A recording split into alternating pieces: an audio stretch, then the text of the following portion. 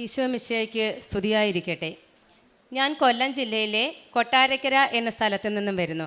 എൻ്റെ പേര് രമ്യദാസ്. ഞാൻ കഴിഞ്ഞ നവംബർ 16 ഇവിടെ വന്ന് എൻ്റെ ഭർത്താവിന് കിട്ടിയ രോഗസൗഖ്യത്തെക്കുറിച്ച് ഇവിടെ സാക്ഷ്യം പറഞ്ഞിരുന്നതാണ്. അന്ന് എനിക്ക് എൻ്റെ അമ്മയുടെയും ബ്രദറിൻ്റെയും കുഞ്ഞു മോൻ്റെയും സാക്ഷ്യം രേഖപ്പെടുത്താൻ പറ്റിയിട്ടില്ലായിരുന്നു. അന്ന് അവരെൻ്റെ കൂടെ ഇല്ലാത്തതിനാൽ പറയേണ്ട എന്ന് പറഞ്ഞു. ഇന്ന് അവർക്ക് വേണ്ടിയുള്ള സാക്ഷ്യവുമായാണ് ഞാനിവിടെ നിൽക്കുന്നത്. എൻ്റെ അമ്മയുടെ സാക്ഷ്യം, ഒന്നാമത്തെ സാക്ഷ്യം, ചിക്കൻ ഗുനിയ എന്ന സമയത്ത് എൻ്റെ അമ്മയുടെ കാലിന് ഇഞ്ചക്ഷൻ മാറ്റി വെച്ചതിനെ തുടർന്ന് വലിയ ഒരു ഇഷ്യൂസ് ഉണ്ടായി. അങ്ങനെ അമ്മയുടെ കാല് ഈ ഒരു ഭാഗത്തു നിന്നും താഴെ വരെ പൊള്ളലേറ്റതുപോലെയായി. ഇപ്പുറത്തെ കാലിൻ്റെ തുടയിൽ നിന്ന് തൊലി മാറ്റി വെച്ച് ശസ്ത്രക്രിയ നടത്തുകയുണ്ടായി. അന്ന് ഡോക്ടർ പറഞ്ഞിരുന്നത് ഇനി ഒരിക്കലും ഇങ്ങനെ വലിയ ആൾക്കൂട്ടത്തിൻ്റെ ഇടയിലോ മുള്ളിലോ ഒന്നും ചെല്ലരുത്, കാരണം ആ തൊലി പൊട്ടിക്കഴിഞ്ഞാൽ പിന്നെ നമുക്കൊന്നും ചെയ്യാൻ പാടില്ല എന്ന് പറഞ്ഞു.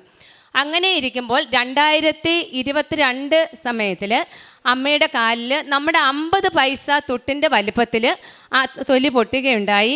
ഞങ്ങൾ പല ഹോസ്പിറ്റലിലും കയറി ഇറങ്ങിയെങ്കിലും ഡോക്ടർ പറഞ്ഞു വീണ്ടും ഈ കാലിൽ നിന്ന് തൊലി മാറ്റി വെച്ചാൽ മാത്രമേ അതിന് പരിഹാരം ഉണ്ടാകൂ എന്ന് പറഞ്ഞു. അങ്ങനെ ഞങ്ങൾ ഹോസ്പിറ്റലിലെത്തി. അന്ന് ഒരു 50,000 രൂപയിൽ കൂടുതൽ ഞങ്ങൾക്കതിന് ചിലവായി. അന്ന് ഡോക്ടർ പറഞ്ഞ് ഇനി അമ്മയുടെ കാലിൽ തൊലി എടുക്കാൻ സ്ഥലമില്ല. ഈ ഒരു തുടയിൽ നിന്നായിരുന്നു നമ്മൾ ഡോക്ടർ ആ തൊലി എടുത്തിരുന്നത്. ഇനി ഇങ്ങനെ വന്നു കഴിഞ്ഞാൽ ഇങ്ങോട്ട് വരേണ്ടതില്ല എന്ന് പറഞ്ഞു. ഇപ്പോൾ ഈ കഴിഞ്ഞ ഒരു 2 മാസത്തിന് മുമ്പായി അമ്മയുടെ കാലിൽ വീണ്ടും 2 ഭാഗത്തായി ഈ തൊലി പൊട്ടുകയുണ്ടായി.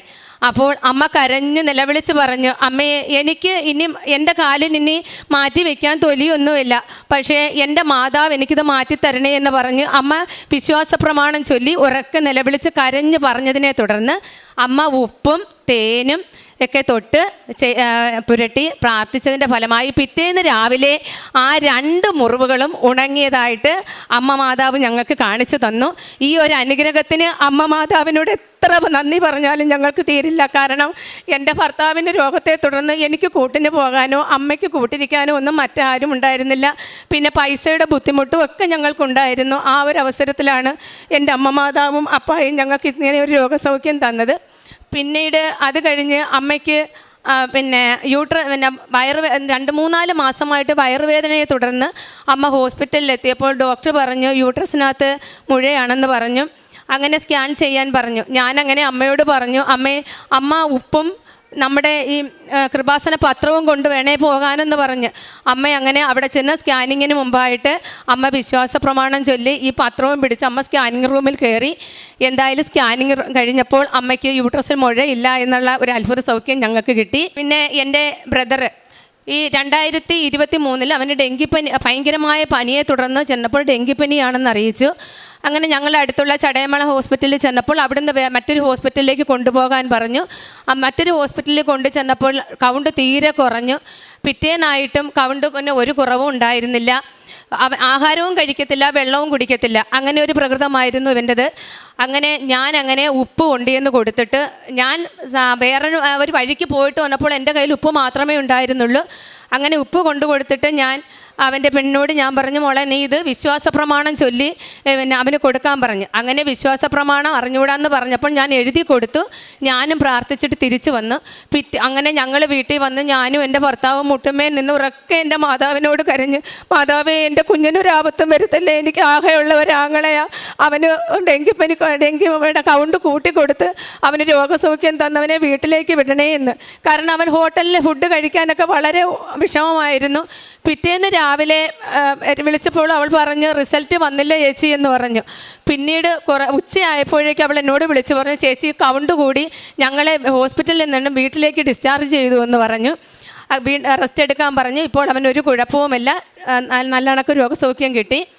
പിന്നെ കുഞ്ഞു മോൻ, അവന് ഈ പെട്ടെന്നുണ്ടായ മെഡിസിൻ്റെ അലർജി കാരണം വായിൽ മൊത്തം അങ്ങ് പുണ്ണായി, അങ്ങ് പൊട്ടി അടർന്നു. കാരണം എരിയോ ഒന്നും അതിന് വായിൽ വയ്ക്കാൻ പറ്റാത്ത ഒരു സ്ഥിതിയിലേക്കായി. അങ്ങനെ ഹോസ്പിറ്റലിൽ പോവുകയുണ്ടായി. പോയി മെഡിസിനൊക്കെ കൊടുത്തെങ്കിലും അതിന് മാറ്റമൊന്നും ഉണ്ടായില്ല. അപ്പോഴും ഞാൻ അമ്മയോട് പറഞ്ഞു, അമ്മേ നമ്മുടെ തേനും ഉപ്പും കൊടുത്ത് അമ്മ പ്രാർത്ഥിക്കാൻ പറഞ്ഞു. ഞാൻ എൻ്റെ വീട്ടിലല്ല, ഇവർ വേറെ വീട്ടിലാണ്. അങ്ങനെ അമ്മ പിന്നെ തേനും ഉപ്പും കൊടുത്ത് വിശ്വാസ പ്രമാണം ചൊല്ലിച്ച് പ്രാർത്ഥിച്ചപ്പോൾ നല്ല മാറ്റമുണ്ടായി. അത് കഴിഞ്ഞിട്ട് ഈ ഒരു മാസത്തിനകം വെച്ച് വീണ്ടും കുഞ്ഞിന് ഇതേപോലെ വന്നു. ഞങ്ങൾ ഹോസ്പിറ്റലിൽ പോയില്ല. അമ്മ വിശ്വാസ പ്രമാണം ചൊല്ലി തേൻ പുരട്ടി കൊടുത്ത് ഉപ്പും കൊടുത്ത് പിന്നെ മൊത്തത്തിൽ പൊട്ടി അടന്നിരുന്ന വായാണ്. കാരണം എരിയൊന്നും ചെല്ലാൻ പറ്റത്തില്ല. അത് ഉച്ചയായപ്പോഴത്തേക്കും അത് നല്ലപോലെ ഉണങ്ങി അവൻ നല്ലപോലെ എരിയൊക്കെ കൂട്ടി നല്ലപോലെ ഫുഡ് കഴിച്ചു. അങ്ങനെ ഒരു രോഗസൗഖ്യം നമുക്ക് ലഭിക്കുകയുണ്ടായി. പിന്നെ എൻ്റെ ഈ കാലിന് 1.5 വർഷത്തിന് മുമ്പ് ഞാനൊന്ന് വീണു, ഒരു കുഴിയിൽ ചെന്ന് വീണതാണ്. അങ്ങനെ കുഴിയിൽ ചെന്ന് വീണതിനെ തുടർന്ന് എൻ്റെ കാലിൻ്റെ പാദത്തിൽ ഞരമ്പ് വലിയുകയുണ്ടായി. കൂടെ എനിക്കിങ്ങനെ കുറച്ച് 1 കിലോമീറ്റർ നടന്നാൽ മതിയായിരുന്നു. അപ്പോഴേ എൻ്റെ കാലിന് ഭയങ്കരമായ വേദനയുണ്ടാകും. അങ്ങനെ ഈ വേദനയും വെച്ചുകൊണ്ടാണ് ഞാൻ ജപമാല റാലിക്ക്, നമ്മുടെ ഇപ്പോഴത്തെ 2024 ജപമാല റാലിയിൽ പങ്കെടുത്ത് തിരിച്ച് വീട്ടിൽ വന്ന് 2 ദിവസം കഴിഞ്ഞപ്പോഴേക്കും എൻ്റെ കാലിലെ വേദന മാറിക്കിട്ടി. പിന്നെ ഇതുവരെയും അങ്ങനെ ഒരു വേദന എനിക്ക് ഉണ്ടായിട്ടില്ല. പിന്നെ എൻ്റെ കാരുണ്യ പ്രവർത്തികളെന്ന് പറഞ്ഞാൽ നമ്മുടെ നമ്മുടെ കൃപാസനത്തിലെ പത്രം വിതരണം ചെയ്യുന്ന എനിക്ക് ആദ്യമൊക്കെ എനിക്ക് കുറച്ച് മടിയായിരുന്നു. ഇപ്പോൾ എനിക്ക് അങ്ങനെ ഒരു മടിയൊന്നുമില്ല. ഹോസ്പിറ്റലിൽ, കടകൾ, വീടുകളിൽ, പിന്നെ ബസ് സ്റ്റാൻഡിലൊക്കെ കൊണ്ടുതന്നെ ഞങ്ങൾ കൊടുക്കുമായിരുന്നു. ഞാനും എൻ്റെ ഭർത്താവും വീടുകളിലൊക്കെ കൊണ്ട് കൊടുക്കുമായിരുന്നു. പിന്നെ ബൈബിൾ വായിക്കും. എൻ്റെ ഭർത്താവിനായിരുന്നു ഏറ്റവും കൂടുതൽ ഇഷ്ടം കേട്ടോ ബൈബിൾ വായിക്കാനൊക്കെ. ഞാൻ എവിടെയെങ്കിലും പോയിട്ട് വരുമ്പോഴേക്കും അമ്മയ്ക്ക് പൂവൊക്കെ പറിച്ചുകൊണ്ട് വെച്ച് ബൈബിളൊക്കെ വായിക്കും. ഭയങ്കര ഇഷ്ടമാണ്. ഇവിടെ നിന്നുള്ള ഉപ്പും തേനും കാശുരൂപവും പുസ്തകമൊക്കെ, നമ്മുടെ ഈ പ്രാർത്ഥനാ പുസ്തകമൊക്കെ വാങ്ങിച്ച് ഞാൻ കൊടുക്കാറുണ്ട്.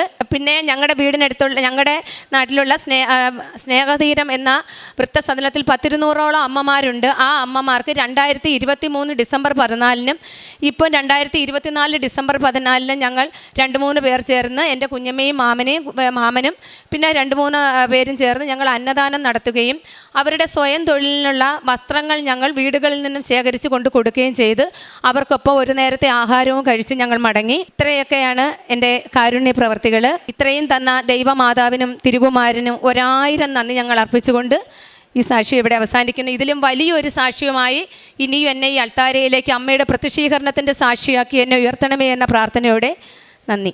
യോഹന്നാൻ്റെ വിശുദ്ധ സുവിശേഷം 1:16 അവൻ്റെ നാമത്തിൽ വിശ്വസിക്കുന്നവർക്കെല്ലാം കൃപയ്ക്കുമേൽ കൃപ. ഈ കൃപയ്ക്കുമേൽ കൃപയാണ് ഇന്ന് കൃപാസനത്തിൽ പരിശുദ്ധ അമ്മയുടെ മധ്യസ്ഥതയിൽ ചെയ്യുന്ന ഉടമ്പടിയിലൂടെ ഇന്ന് നാം അനുഭവിച്ചു കൊണ്ടിരിക്കുന്നത്. തന്നെ സ്വീകരിച്ചവർക്കെല്ലാം, തൻ്റെ നാമത്തിൽ വിശ്വസിക്കുന്നവർക്കെല്ലാം ദൈവമക്കളാകാൻ അവൻ കഴിവ് നൽകിയെന്ന് 1:12 യോഹന്നാൻ്റെ വിശുദ്ധ സുവിശേഷം 1:12 തിരുവചനങ്ങൾ അരുളി ചെയ്യുന്നുണ്ട്. ഈ ദൈവമക്കൾ ഇന്ന് ലോകമെമ്പാടും എങ്ങനെയാണ് ക്രിസ്തുവിന് സാക്ഷ്യം വഹിക്കുക? രമ്യ എന്ന മകള് തൻ്റെ ജീവിതത്തിൽ, തൻ്റെ കുടുംബത്തിൽ ദൈവം ചൊരിഞ്ഞ കൃപകൾക്ക് ആ വ്യക്തികളുമൊക്കെ ആയിട്ട് വന്ന് ഈ അൾത്താരയിൽ നിന്ന് അമ്മയ്ക്ക് സാക്ഷ്യം പറയുകയാണ്. അമ്മയുടെ തിരുനടയിൽ നിന്ന് ദൈവത്തെ മഹത്വപ്പെടുത്തുകയാണ്. തൻ്റെ അമ്മയ്ക്ക് ഉണ്ടായ രോഗസൗഖ്യങ്ങൾ, അതിനൊന്നും മറ്റ് ഒരു മാർഗവുമില്ല എന്ന് ഡോക്ടേഴ്സ് പറയുന്ന കാര്യങ്ങൾ, അതൊക്കെ എങ്ങനെ പിന്നീട് തനിക്ക് ഉടമ്പടി നേർച്ച വസ്തുക്കളിലൂടെ തൻ്റെ അമ്മയ്ക്ക് സൗഖ്യമായിട്ട് ലഭിച്ചു.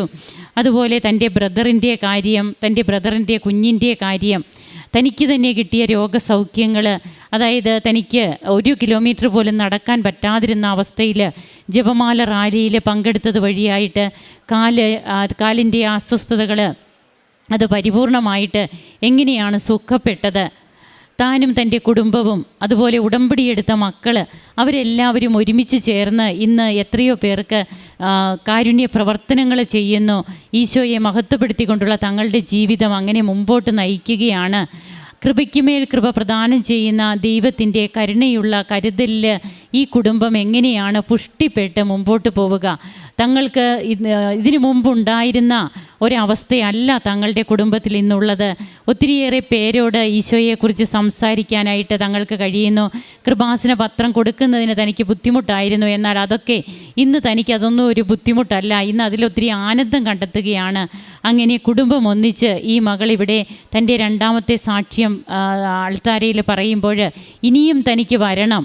ഇതൊക്കെ ഒരു നിലപാടാണ്, ഈശോയ്ക്ക് വേണ്ടി എടുക്കുന്ന നിലപാട്. ഈ നിലപാട് ഈശോ ഒത്തിരിയേറെ ശ്ലാഘിക്കുന്നതാണ്. അതായത് ഇങ്ങനെയുള്ളവരെയാണ് ദൈവമക്കളാകുവാനായിട്ട് തങ്ങളെ തന്നെ വിട്ടുകൊടുത്തുകൊണ്ട് അതിന് ഏതെങ്കിലും പ്രത്യേക ജാതിയെന്നോ മതമെന്നോ ഒന്നുമില്ല, ഈശോയെ ഏറ്റുപറയുക, ആ മക്കളെയാണ് ദൈവമക്കളായിട്ട് ഇന്ന് സ്വർഗരാജ്യത്തിൽ ഇവരാണ് വിരുന്നിനിരിക്കാൻ പോവുക. അപ്പോൾ നമുക്ക് കരങ്ങളടിച്ച് ദൈവത്തെ ആരാധിക്കാം. ഈശോയ്ക്കും അമ്മയ്ക്കും നന്ദി പറയാം. യേശുവേ നന്ദി, യേശുവേ സ്തുതി, യേശുവേ ആരാധന. അത്യപൂർവ ദൈവാനുഭവങ്ങൾ ഇനി നിങ്ങൾക്കും സ്വന്തം. ഈ യൂട്യൂബ് ചാനൽ ഇതുവരെ സബ്സ്ക്രൈബ് ചെയ്തിട്ടില്ലെങ്കിൽ ഇപ്പോൾ തന്നെ സബ്സ്ക്രൈബ് ചെയ്യുക. ഈ വീഡിയോ ഇപ്പോൾ തന്നെ നിങ്ങളുടെ സുഹൃത്തുക്കൾക്ക് ഷെയർ ചെയ്തുകൊണ്ട് കർത്താവിൻ്റെ പ്രേക്ഷിതരാകുക.